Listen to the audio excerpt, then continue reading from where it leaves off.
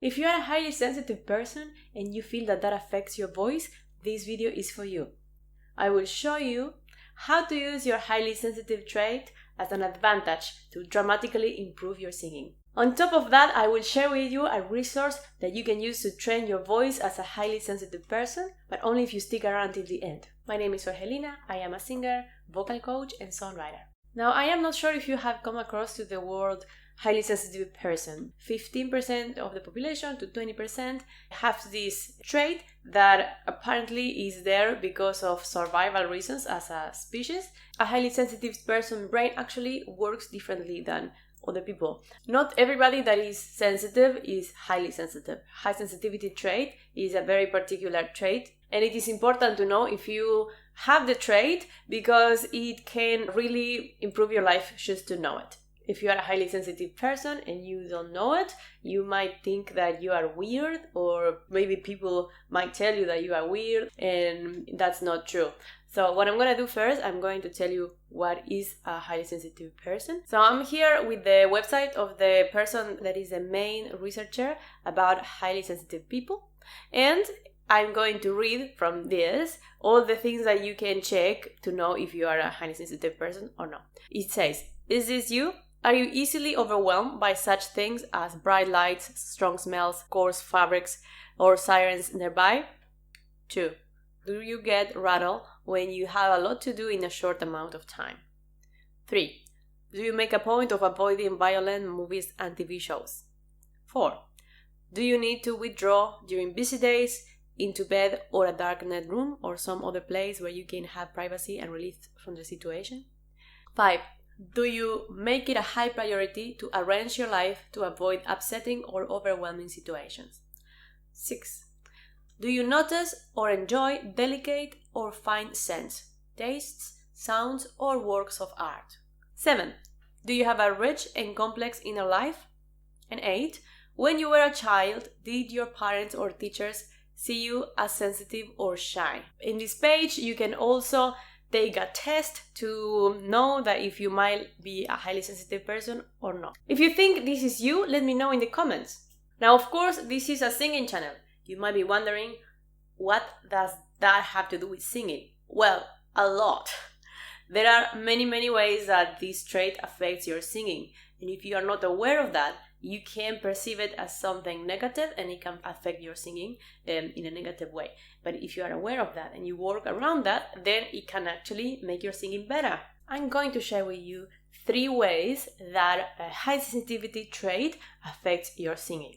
The first one is if you sing in a different place, in a pub, in an open mic, or in a show, you might feel overwhelmed by crowds, by lights, by a lot of sounds, and that actually really affects your singing. Now, I am a highly sensitive person myself, and I tend to have migraines when I am in closed spaces with not a lot of oxygen, or in places that don't have a window, or in places that have a lot of sound or lights, and that, of course, that affects my singing. When I have a migraine situation, everything is tense, everything is tight, singing is really hard, and of course, you don't have a good time. So now that I know that, I figured out ways to work around that I'm gonna let you know at the end of the video. You might be highly sensitive and you might not have the migraine issue. And if you do, let me know in the comments. I would love to know that there are people like myself. You might still get overwhelmed in those places, and it might affect your alarm system. And when your alarm system gets triggered, your voice is shut. Remember that? I'm gonna leave a link to some of my videos that talk about that specifically. The second way that being a highly sensitive person can affect your singing is that highly sensitive people tend to be a bit more sensitive to criticism.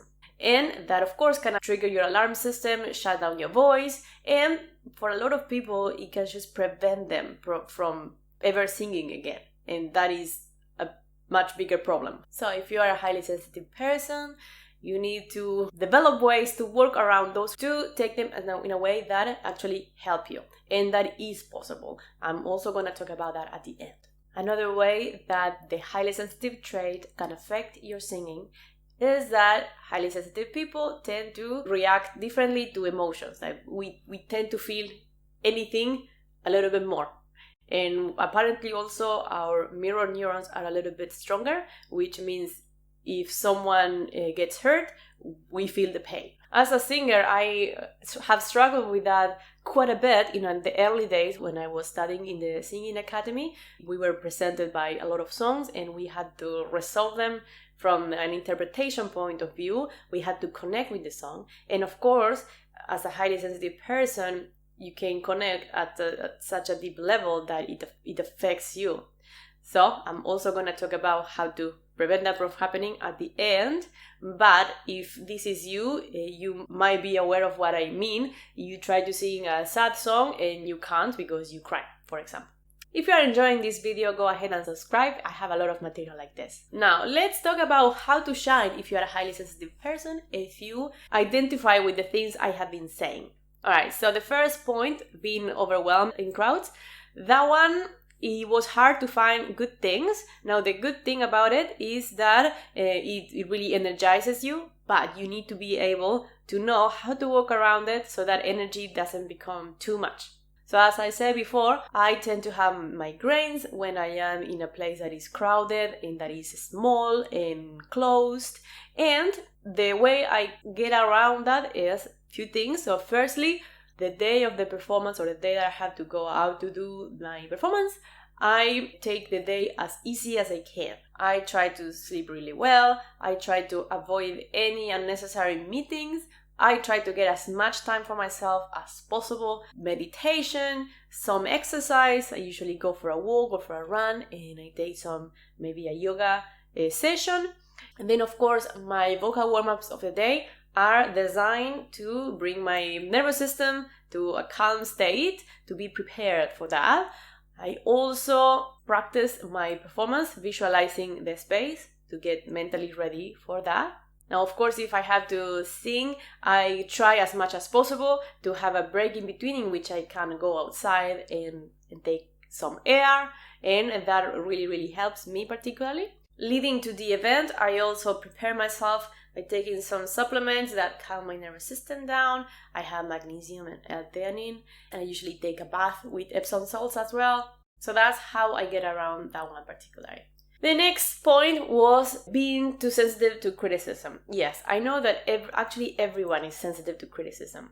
But of course, highly sensitive people tend to have a little bit of a lower self-esteem and it can be a little bit harder on us. So, how to get around that? A few things that might help. And of course, if you have more tips, let me know in the comments. The first thing you have to do is, of course, separate the comments that help and the comments that don't help. Of course, there are people that give you constructive criticism, and then, of course, there is always haters that are gonna hate. That always happens. Every time you put yourself out there, there is people that don't have anything better to do and they just criticize for the sake of it. And it is a really good skill to be able to identify the difference and to develop the ability of paying attention to the good ones. Often we get a lot of good feedback and then one person says something that we don't like and we tend to fixate on that. Well, why can't we train the ability to pay attention to the good ones? And it is possible. Of course, when you get the criticism that is constructive and that can help you, then the process is to take that and give it as much energy as we want, probably not too much, but when we sit with those criticisms, we need to sit down and just analyze what can we get from there, what do we agree with and what we not agree with.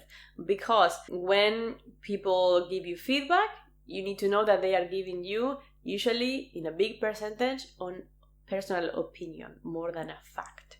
That is another skill that is really good to have, and it is the skill of separating facts from opinions. It's great to build the ability to do things even though you might be criticized.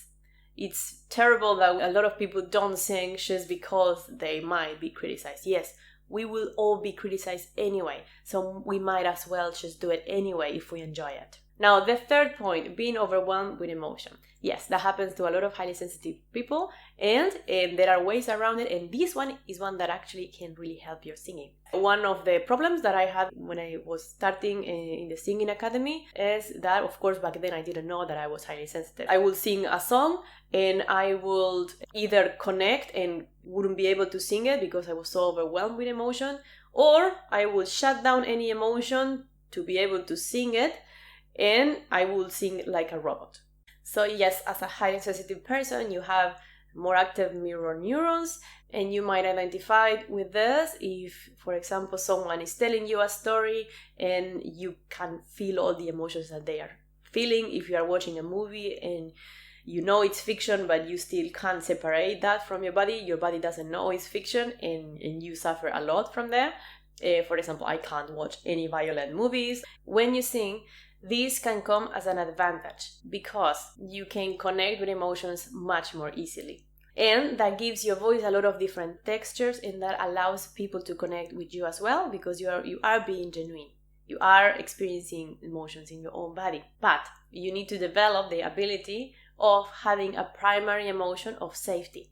It is possible to develop a primary emotion of safety, and on top of that, be working with a secondary emotion, which is the one that the song is about. In that way, you feel protected, but you still connect with the song at a deep level. This is going to give you a lot of textures in your voice, but more importantly, it's going to make you enjoy the song a lot, and it's going to be a healing experience. As I said in the end, I actually have a resource for those of you that are highly sensitive, and it's a gentle voice warm-up.